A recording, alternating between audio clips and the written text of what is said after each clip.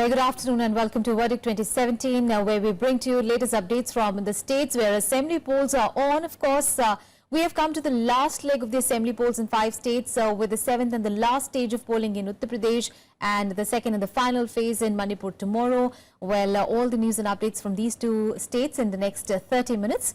Let us start with the headlines. States set for the final phase of voting in Uttar Pradesh and Manipur, 40 seats in UP and 22 in Manipur to vote on Wednesday. Election Commission notice to Uttar Pradesh Chief Minister over bribery remarks. Akhilesh Yadav reportedly asked voters to accept money but only vote for his party.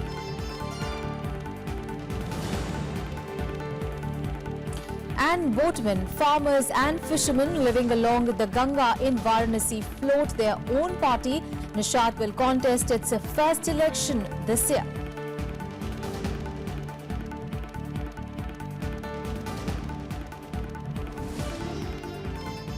Well, the stage is set for the 7th and final phase of polling in Uttar Pradesh on 8th of March. Well, the high voltage campaigning due to a close on Monday evening.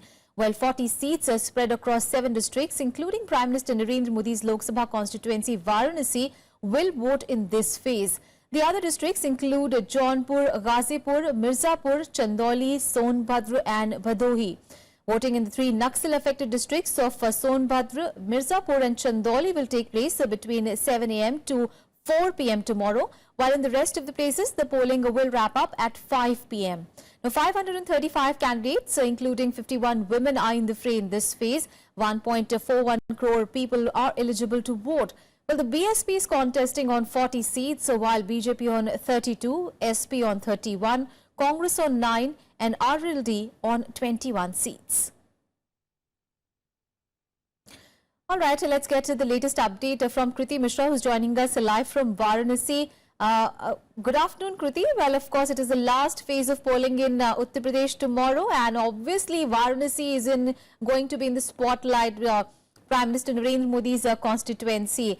But, you know, looking at the BJP's prospect now, the party's Vidhan Sabha performance has not really been excellent, because in 2012, it could just 4 seats. However, in 2014, the party swept the region.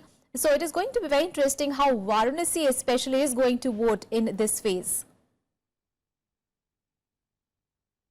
That's right, Aishwarya. Varanasi has become the cynosure of all political parties by the sheer fact that it is parliamentary constituency of Prime Minister Narendra Modi, and also for the fact that opposition parties have come out all guns blazing against BJP just to not to miss that political opportunity of actually lashing out against the BJP. So a very interesting contest as far as Varanasi is concerned, because remember, in the parliamentary constituency of Varanasi, there are 5 assembly segments, and as far as the district is concerned, there are 8 assembly segments. So out of these 5 segments in the parliamentary constituency in 2012, the BJP had won 3 seats, and the rest 2 went to the Samajwadi Party. But remember a very interesting fact, Aishwarya, here, that when these parties, the Congress and the Samajwadi Party, were fighting separately, they had polled more votes than the BJP if you look at the cumulative vote share of these 2 parties. So this time around, definitely the Samajwadi Party and the Congress are trying to capitalize on that kind of advantage. And if I go segment-wise,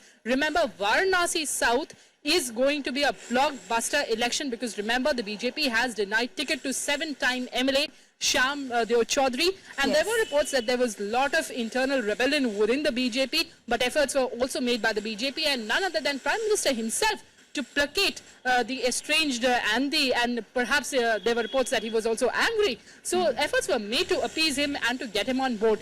So the Samajwadi Party and the Congress have actually fielded Rajesh Mishra, who's also sitting, he was earlier MP from Varanasi, and while the BJP has fielded Nitesh Tiwari, so definitely a very interesting combination there, because it is a Brahmin-dominated seat. As far as Varanasi North is concerned, there is Tika, who's a rebel from the BJP. BJP has expelled him from the party. Now he is fighting independently just to mar the prospects of the BJP, and also Varanasi Kant would also look at a triangular contest. So definitely stakes are very high for all the political parties in Varanasi, and certainly it is a battle of prestige for the BJP, but for the sheer fact that it is Prime Minister's parliamentary constituency. Aishwarya? Absolutely, a prestige battle really for the BJP, and the result will also reflect Prime Minister Narendra Modi's popularity, especially after the move of demonetization. Kriti, but BJP is not only going to focus on Varanasi, but also is looking to win several seats in Mirzapur district, which obviously lies on the other side of Ganga in this final phase of Uttar Pradesh elections, because, at least in Varanasi, it knows that it has its voter base intact, but what happens in Mirzapur is also going to be very interesting. Right, Aishwarya, in 2012 in Mirzapur, the BJP couldn't even open its account. But in 2014, remember, that was a blockbuster performance again by the BJP with its ally Apna Dal, because Apna Dal enjoys considerable influence and in that particular region for a sheer fact that there are a large number of Kurmis. Yes. And Apna Dal is a party of Kurmis that represents a lot of OBCs and Kurmis. But remember, 2014 was a different year and 2017 is a different year, because now Apna Dal is a divided bloc. One faction is led by Cabinet Minister Anupriya Patel, the other faction is led by her mother, yes, Krishna Patel. So certainly things are not as easy for the Apna Dal and also the alliance of the BJP and Apna Dal. But BJP has also flexed its, all its resources just to woo the voters. And also a very pertinent fact out here, Aishwarya, that this particular region of Mirzapur and Bhadoi, it's India's largest cluster of carpet industry. So certainly during demonetization, there were a lot of people, a lot of workers who got affected by demonetization. While the political parties have made it a focal point to actually woo the voters and to unleash their onslaught against the BJP, but the BJP has constantly maintained that demonetization has actually helped a lot of people to get into a cleaner economy. So yes, certainly that issue, while the opposition parties are harping upon, the BJP has clearly kept away from making it an election issue in this particular region. But demonetization is certainly not the first thing that comes to the minds of most of the voters, except those who are still reeling under its impact. So Mirzapur will also offer a very, very interesting contest tomorrow. Absolutely.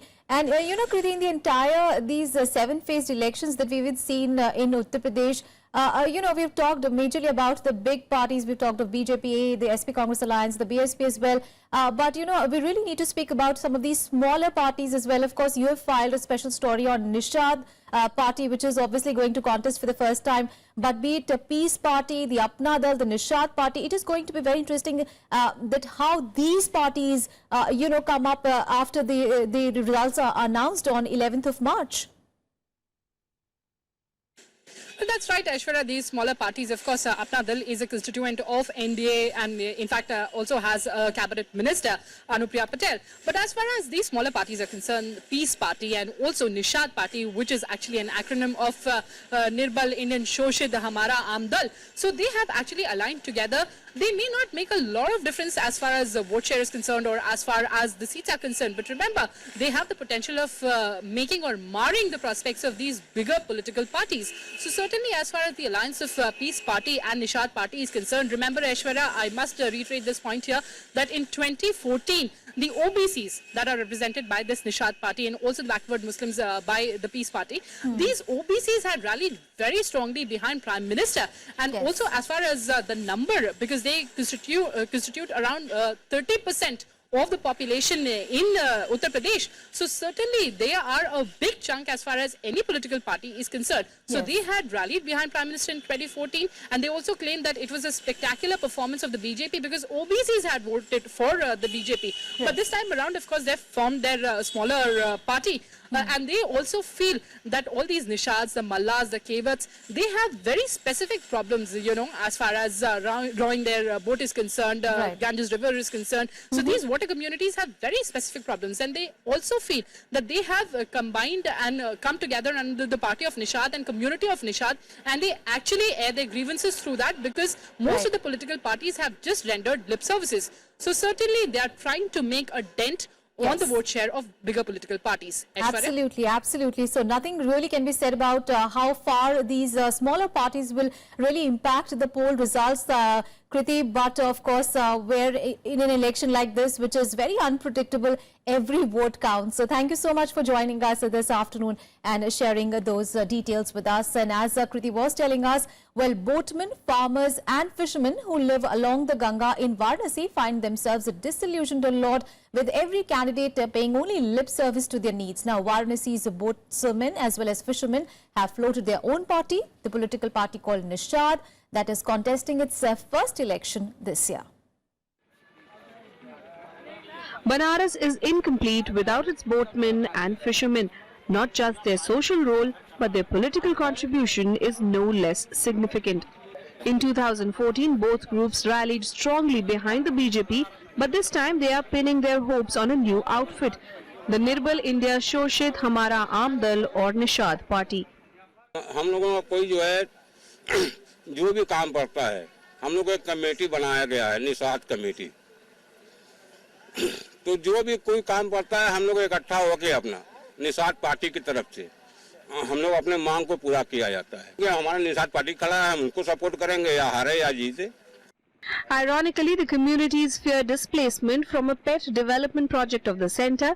The boatmen fear loss of livelihood by a proposed jetty in the Kashi Banega Kyoto plan. The jetty envisaged in Prime Minister Modi's project runs 500 meters long across the Shivala, the Shashwamedh and the Rajendra Prasad Ghats and 100 meters into the river. GT से हम लोग को बहुत ज़्यादा नुकसान है। GT अगर लग जाएगी वहाँ तो नाव उस पार बनेगी, नाव बनेगी तो जो है कि कस्टमर जो इसी पार रहेंगे, जीटी पर से ही आरती देखेंगे।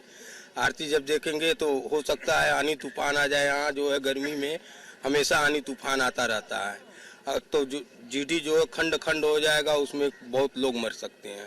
The communities want the government to focus only on cleaning ghats and promoting tourism in Varanasi.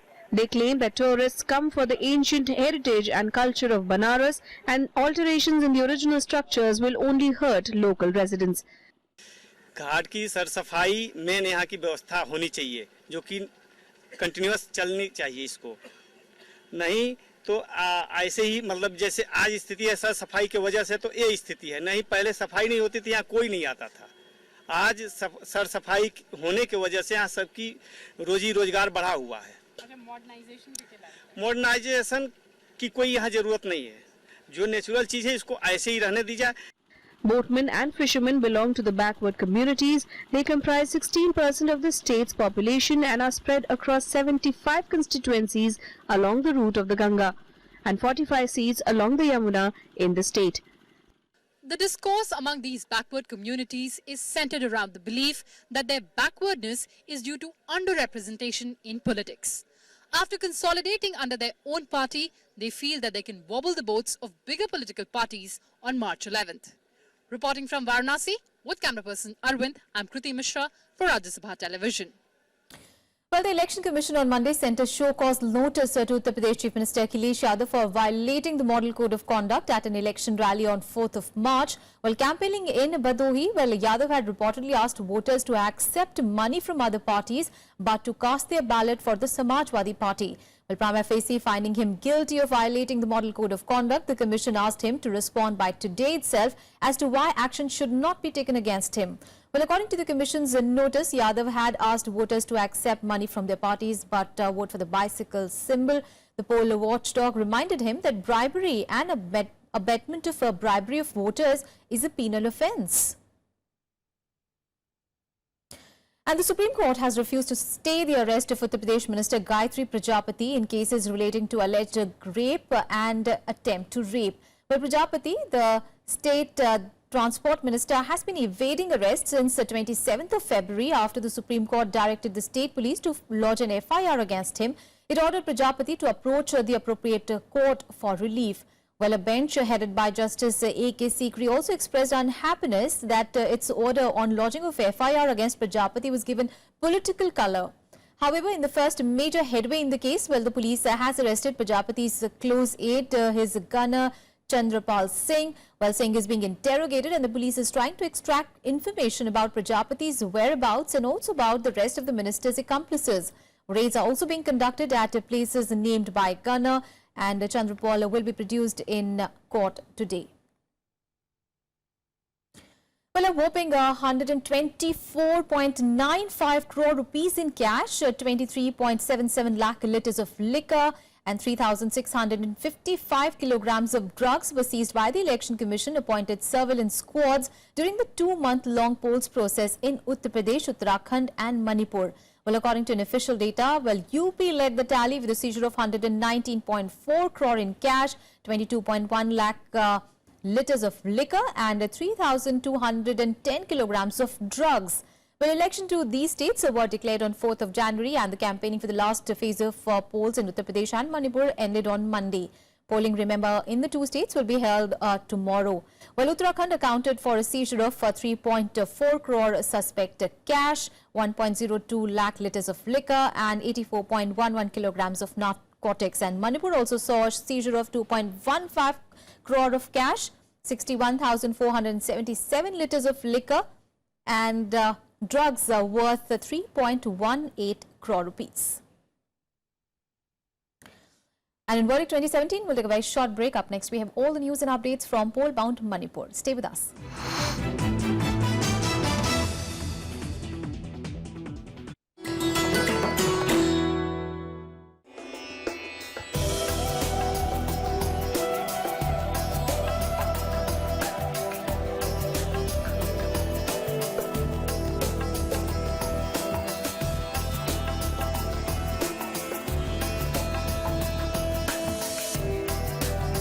Hampi, the austere, grandiose site, was the capital of the last great Hindu kingdom of Vijayanagar. Enriched by the cotton and the spice trade, Hampi was one of the most beautiful cities of the medieval world. Its palaces and Dravidian temples were admired by Arab, Portuguese and Italian travelers. Built between 1336 to 1570 AD, the city was pillaged over a period of 6 months before being abandoned and is now one of the most striking ruins of the world.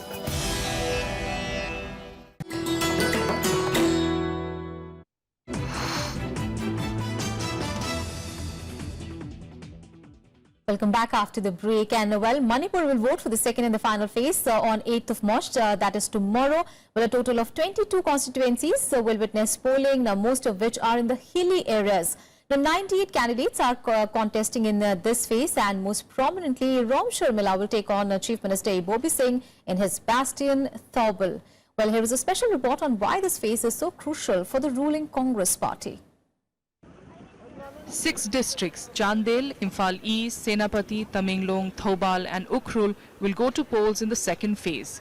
All eyes will be on Thoubal, where the Chief Minister, Okrami Bobby Singh, for the first time since 2002, will face a prominent candidate against him, Iron Lady of Manipur and Praja Party convener, Ram Sharmila. But Ibobi's personal battle aside, the Congress will have its attention on the tribal vote as well. The hill districts, especially the Nagas, account for 12 to 15 seats in this phase. Of the Congress party is that they could not capitalize on that earlier score they were having over any opponent when the new districts were created. So altogether the issues have been diverted. It has gone beyond creation of districts. Now people are looking much beyond the districts. Okay, now districts are created, what next? The Nagas have been united in their stand against the formation of the new districts in the state. Supported by the United Naga Council and the NSA-NIM, the Naga People's Front, or the NPF, has emerged stronger in the past few weeks, but a split in the vote could benefit the BJP. Issue of the economic blockade and the issue of the NSA-NIM and this agreement signed with the government of India, this is a new factor that has entered into tribal politics. And I think this is going to polarize the two major tribal groups, the Kukis and the Nagas. One big, large Naga group have been identified with this NSA-NIM. So as such, I think that this NSA-NIM supported groups are going to have a tougher time this year. Kukis also form another major force in this phase as they influence almost 5 to 6 seats. Many senior leaders from the community left the Congress for the BJP, but their anti-Naga stance could help the Congress. In the Naga areas, there is an anti-Congress feeling. See that is there. So therefore, and then the fact that there is an anti-incumbency factor among the Nagas and the Kukis who have won last year's elections. And so this anti-incumbency plus anti-Congress, these things are going to work. Campaigning came to an end at 3 p.m. and now hopes are that voters turn out in full force to make the tribal vote count. Akhilesh Suman's report for Rajya Sabha TV. All right, Akhilesh Suman, my colleague is joining us live from Imphal. Akhilesh, now stage all set for the second phase of polling in Manipur. But this time around, of course, there's a huge challenge really for the Election Commission because many of these polling stations are located in hard-to-access hill stations, and we understand that helicopters are going to be used to airlift poll materials officials. So tell us the preparations that are in place at the moment.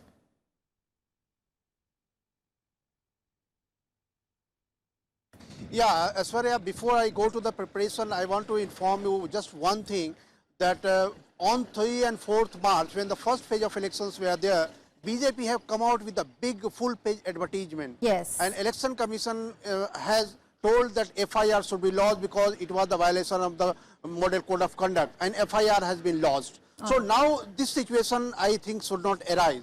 But as far as the preparations by the Election Commission here is concerned, it is really a foolproof, and it is really inspiring that it is going to be one of the best. Because, see, more than 250 paramilitary companies have been deployed in all these areas, and more than around 6,500 state police are being deployed everywhere on the every polling booth. And at the super sensitive booths, at least 7 paramilitary forces are deployed, and some state police officials, state police constables. And on the sensitive booths, at least 5 paramilitary forces and a state constable. So in that way, Election Commission has made foolproof arrangement so that people should not be terrified, should not feel that they are going to be intimidated by someone. But at least last thing has to voter to decide that they should come and vote.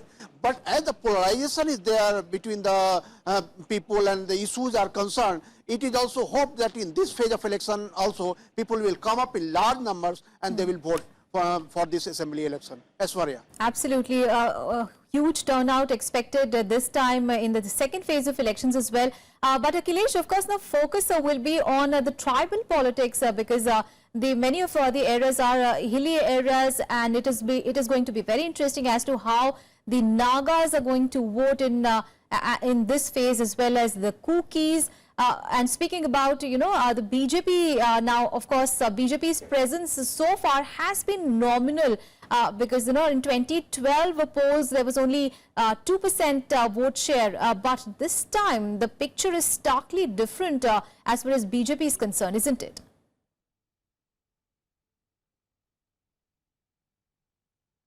Right, Aishwarya, actually in the 2012 polls, BJP had no seat, but once by-election took place, BJP got 2 seats. But lots of water has been flown in the rivers of Manipur, and now BJP is in a strong position, there is no doubt about it. But the question is, the Naga agitation has put BJP and every other party in a challenging situation. Now Congress is also conceding that it will get less number of seats in this election than it had got in 2012. So it is very honest acceptance by the Congress itself. And BJP is quite buoyant because infrastructure facilities in Manipur is really very bad shape, and other facilities as a citizen you will feel that it really needs to be done and the state needs to be cared once the Chief Minister was there for 3 terms. So BJP has this upper hand in this development issue.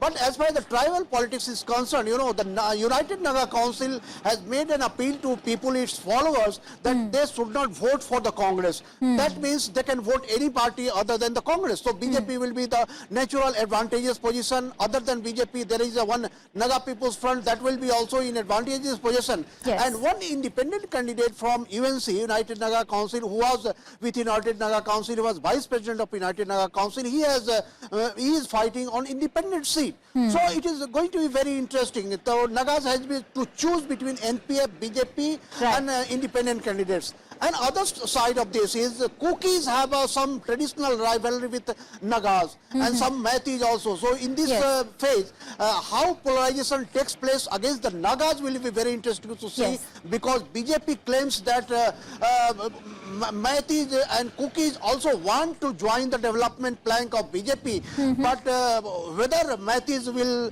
tolerate BJP going with Nagas, because they feel that BJP is aligned with Naga, United Naga Council and also NSC and IM. So Kukis have very traditional rivalry, and see that how politics takes turn, because some of the experts are telling that now that issue is old, and now people want that what after division of the district that has been made for the convenience. Whether Ibobi Singh will be able to walk on even the divided new created districts. Absolutely. So it is going to be very interesting fight between development and between issues, emotive issues of Nagas. Eswarya. All right. Thank you so much, Akhilesh, for joining us this afternoon and sharing all those details. And well, after a large turnout in the first phase of election in Manipur, now Governor Najma Heptulla has requested people of the state to come out in much bigger numbers for the second phase as well. Well, in an exclusive interview to our correspondent Akhilesh Suman, well, Governor Najma Heptulla discusses political awareness of the people in her state and gives her view on the economic blockade that has been imposed since November last year. First phase of election is over in Manipur, and all preparations are at place for the second phase. With me, Governor of Manipur, Najma Heptulla, is there, and let me ask her what she thinks about the higher turnout in the first phase election. Madam, it was a very good presence of voters at the polling booths, and they have shown that Manipur is quite aware that more than 86%, it is around 87% polling. So how do you think how this happened in Manipur? Well, I'm very happy that it happened in Manipur. I had made a very earnest request and appeal to all the voters to come out and use this adult franchise, because it's there. It is part of the constitutional right. In fact, I feel that the second phase of the election, which is in a more difficult area, it's a hilly area, but I request those voters to come and vote. In fact, I had a movement when I was president of the Inter-Parliamentary Union that voting should be made compulsory, because a lot of money government spends on election, every government. Yeah, Manipur is showing the way that people will vote. But economic blockade is still on. More than 100 days are going.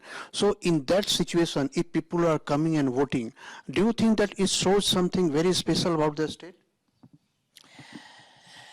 Maybe only when the result will come out on 11th, then we will know exactly for what they voted. But they voted.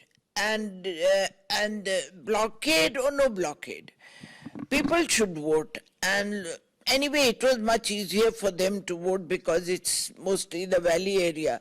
But I hope that the second phase on the 8th, they will come out and vote. This will be better than the blockade, because this will be using their democratic right. I have been telling them, because they all come and meet me.